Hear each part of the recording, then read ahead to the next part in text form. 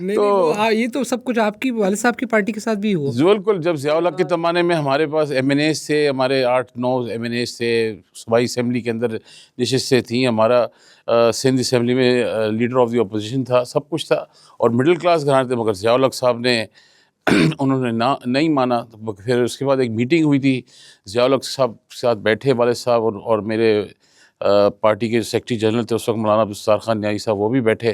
اور جب وہاں سے میٹنگ کر کے باہر آئے تو نیازی صاحب نے میرے والد صاحب سے پوچھا کہ آپ نے یہ جو ہے اس شخص کے بارے میں آپ کی کیا رائے؟ تو میرے والد صاحب نے کہا آپ کی کیا رائے؟ ان کا یہ ضیاء الحق جو ہے جنرل ضیاء الحق یہ بڑی ٹھنڈی دوزخ ہے. تو کہنے لگے آپ نے اس کی یہ بات نہیں مانی، کیا وجہ ہے؟ انہوں نے کہا بھئی میں یزید کے ہاتھ میں بیعت کیسے کر سکتا ہوں؟ ٹھیک ہے کوئی بات نہیں، اب جو ہوگا سفر دیکھا جائے گا.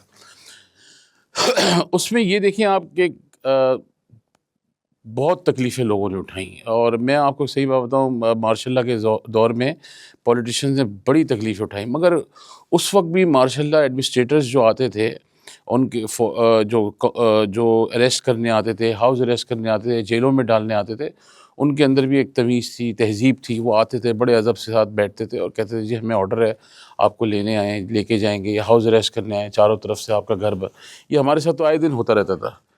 تو والد صاحب تو بڑے نارملی ان کے ساتھ بیٹھتے تھے، کہنے لگے بھائی آئے ناشتہ واشتہ کریں، میں بیگ بنا لوں اور ساتھ چلتے ہیں، کوئی ایسی بات نہیں. کبھی افراتفری، کوئی بدتمیزی، کوئی بد اخلاقی کبھی نہیں ہوئی.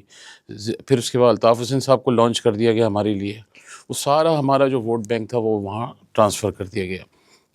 اس کے بعد الطاف حسین صاحب نے قومیت عصبیت کا نعرہ لگایا، اور ہاں پھر 5واں صوبہ اور ڈومیسائل اور حقوق، اور یہ اس کے نام پہ بیچارے لوگ پس گئے، ہزاروں لوگ اجڑ گئے، گھریں اجڑ گئے، اور بیچارے لوگ یعنی بیوہ ہوئیں عورتیں بیچاری ہماری بہنیں یہاں سے. بڑا کرائسس گزرا ہے 15-18-20 سال کا.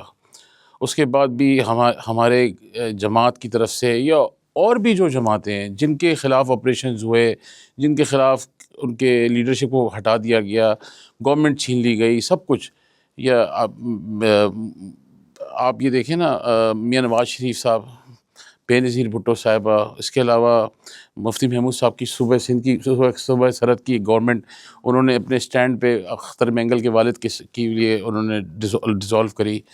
یہ سارے جتنے بھی تھے انہوں نے کبھی بھی اپنے ورکر کو اس سٹیج پر نہیں لے کے گئے کہ یار اب جو ہے نا ہمیں ریاست کے خلاف کھڑا ہونا چاہیے. دیکھیں نا ایک لائن ہے، ایک آپ حزب اختلاف کی سیاست کریں، اینٹی اسٹیبلشمنٹ اختلاف رائے ضرور رکھیں، مگر اسٹیٹ کو نہ آپ یعنی کریں کہ اسٹیٹ کے خلاف اپنی ایک اسٹیٹ کھڑی کر دیں.